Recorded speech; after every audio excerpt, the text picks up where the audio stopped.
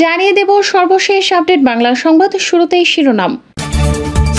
বাংলাদেশের রাজনীতিতে নিয়ে ভারত, চীন ও জাপানের কুচক্রান্ত। এরপর থাকছে যে কারণে গ্রেফতার হতে পারে হাসিনা পুত্র জয়।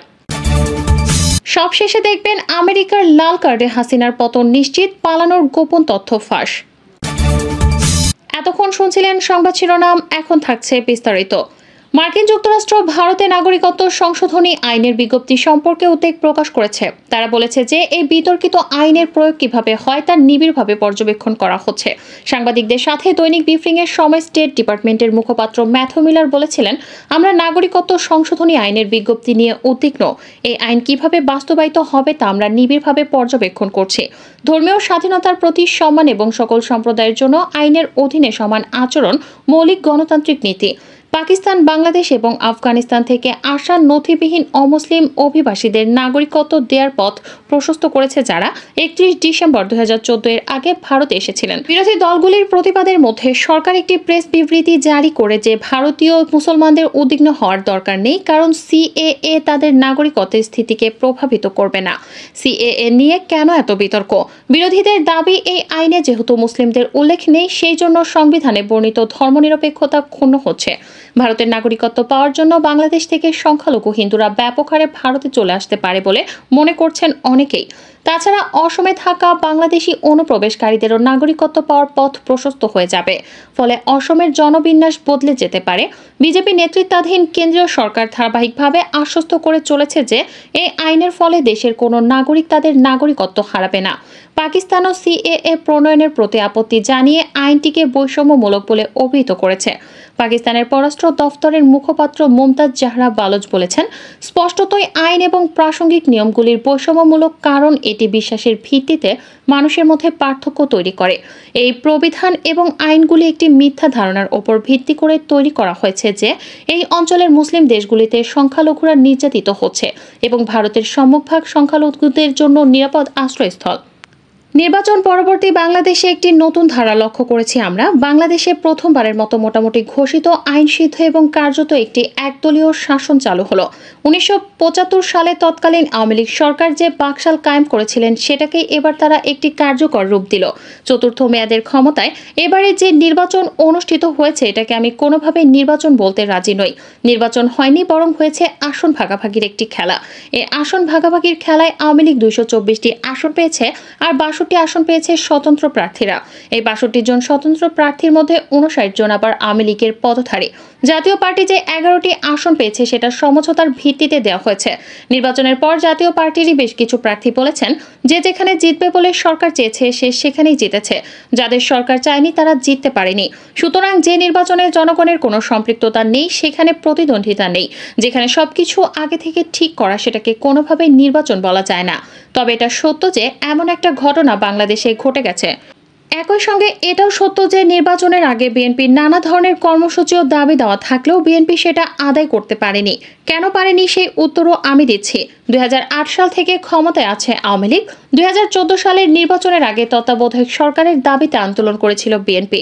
তত্ত্বাবধায়ক সরকারের সেই আন্দোলন 2018 সালেও জারি ছিল, কিন্তু 2014 থেকে 18 কিংবা 2024 সালের নির্বাচন করতে আওয়ামী লীগের তেমন কোনো সমস্যা হয়নি। তবে এই সময়গুলোতে বিএনপিকে একটি অসম লড়াই লড়তে হয়েছে। বিএনপিকে শুধু যদি আওয়ামী লীগের দলটিকে রাজনীতির মাঠে মোকাবেলা করতে হতো তাহলে আমি বিশ্বাস করি বিএনপির জন্য এটা কঠিন কিছুই ছিল না। বিএনপিকে পুরো রাষ্ট্রযন্ত্রকে মোকাবেলা করতে হচ্ছে। রাষ্ট্রের প্রতিটি প্রতিষ্ঠানকে দলীয়করণ করা হয়েছে। সেই দলীয়করণকৃত প্রতিটি প্রতিষ্ঠানের বিরুদ্ধে বিএনপিকে একা লড়াই করতে হচ্ছে। আওয়ামী লীগ রাষ্ট্রের প্রতিটি প্রতিষ্ঠানকে নির্বাচনের কাজে রাজনৈতিকভাবে ব্যবহার করেছে, এমনকি বিচার বিভাগকেও। সুতরাং বিএনপির জন্য এই লড়াইটা হয়ে গেছে অসম এবং অনেক বেশি কঠিন।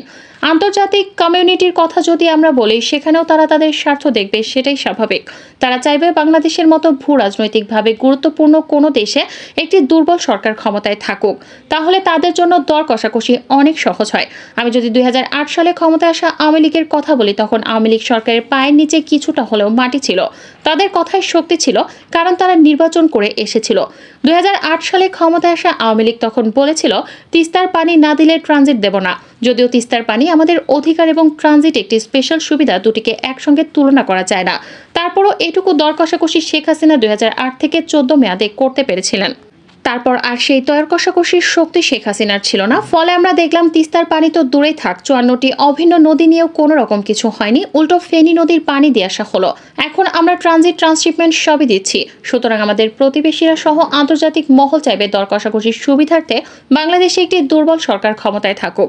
সুতরাং এ সরকারের প্রতি তাদের এক ধরনের সমর্থন রয়েছে এবং এটাই স্বাভাবিক। দীর্ঘদিন ধরেই বাংলাদেশের শ্রম পরিস্থিতি, শ্রমিকদের জীবনমান সহ সামগ্রিক বিষয় নিয়ে উদ্বেগ জানিয়ে আসছে যুক্তরাষ্ট্র। পোশাক রপ্তানি খাতে বাংলাদেশের সবচেয়ে বড় ক্রেতা যুক্তরাষ্ট্র। তবে গত কয়েক বছরে যুক্তরাষ্ট্রের রপ্তানির পরিমাণ বেশ কমেছে। এরপরও বাংলাদেশ সহ 5টি দেশ যুক্তরাষ্ট্রের পোশাক রপ্তানির বাজার দখল করে রেখেছে। কিন্তু কিভাবে যুক্তরাষ্ট্রের পোশাকের বাজারে এই দেশগুলো প্রতিযোগিতা করছে সেটা খতিয়ে দেখতে এবং একই সাথে এসব দেশের শ্রমিকদের কর্মপরিবেশ সহ সামগ্রিক বিষয় মূল্যায়ন করতে তদন্ত শুরু করছে যুক্তরাষ্ট্র। যুক্তরাষ্ট্রের আন্তর্জাতিক বাণিজ্য কমিশন 5টি দেশের পোশাক খাত নিয়ে এই তদন্ত শুরু করছে। গত বছর বাংলাদেশের শ্রম পরিবেশ, শ্রমিকদের নিরাপত্তা, মজুরি, ট্রেড ইউনিয়ন সহ নানা ইস্যুতে যুক্তরাষ্ট্র উদ্বেগ প্রকাশ করে তাগাদা দিয়েছিল এসব বিষয়ে তদন্তে প্রাধান্য পাবে। একই সাথে বাংলাদেশের পোশাক খাতের সামগ্রিক কর্মপরিবেশের উন্নতি হয়েছে বলে তারা জানাচ্ছেন।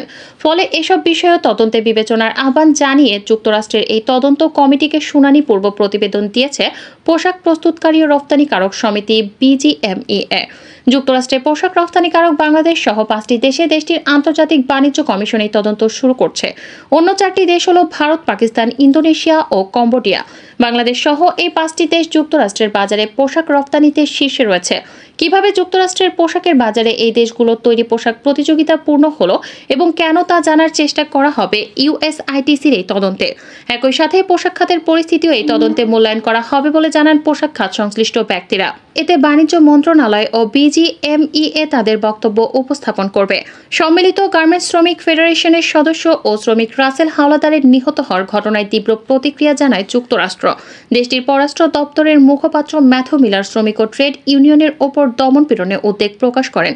ম্যাথু মিলারের বিবৃতিতে শ্রমিকরা যাতে সহিংসতা, প্রতিশোধ বা ভয়ভীতির হুমকি ছাড়াই সংগঠনের স্বাধীনতা ও দর কষাকষির অধিকার প্রয়োগ করতে সক্ষম হয় তা সরকারকে নিশ্চিত করার আহ্বান জানানো হয়। এরপরে 8ই ডিসেম্বর মার্কিন রাষ্ট্রদূত পিটার হাস ঢাকার তেজগাঁওয়ে এক অনুষ্ঠানে তৈরি পোশাক খাতের শ্রমিকদের অধিকারের বিষয়টি যুক্তরাষ্ট্রের অগ্রাধিকার বলে উল্লেখ করেন। শ্রমিকদের জীবনমান উন্নয়নে মজুরি নিয়েও তিনি কথা বলেন। এর মধ্যে 13ই নভেম্বর সরকার পোশাক শ্রমিকদের ন্যূনতম মজুরি 12,500 টাকা নির্ধারণ করে গ্যাজেট প্রকাশ করে। একই সাথে গত বছরের নভেম্বরের মাঝামাঝি মার্কিন প্রেসিডেন্ট জো বাইডেনের তরফে বৈশ্বিক শ্রম নীতি ঘোষণা করেন দেশটির পররাষ্ট্রমন্ত্রী অ্যান্টনি ব্লিংকেন।